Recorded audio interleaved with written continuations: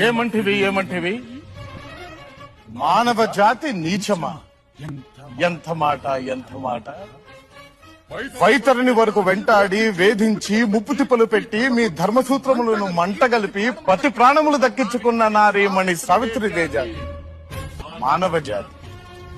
తన భక్తితో సాక్షాత్ పరమశివుణ్ణే ప్రత్యక్షము గావించి మీ పాసములు సైతం గడ్డిపోచగా నుంచి ప్రాణహరులైన మిమ్ములనే ప్రాణభయంతో పరుగులెత్తించిన పసివాడు మార్కండేయుడిదే జాతి మానవ జాతి.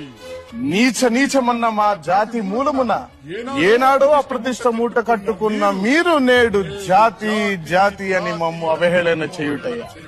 ఎంత వివేకం, ఎంత జ్ఞానం, ఎంత కుసంస్కారం! నేటి నుంచి దేవుడు అధికుడు నరుడు అధముడు అన్న కించ భావాన్ని కూకటి వేళ్లతో సైతం ప్రకటించి వేసదా.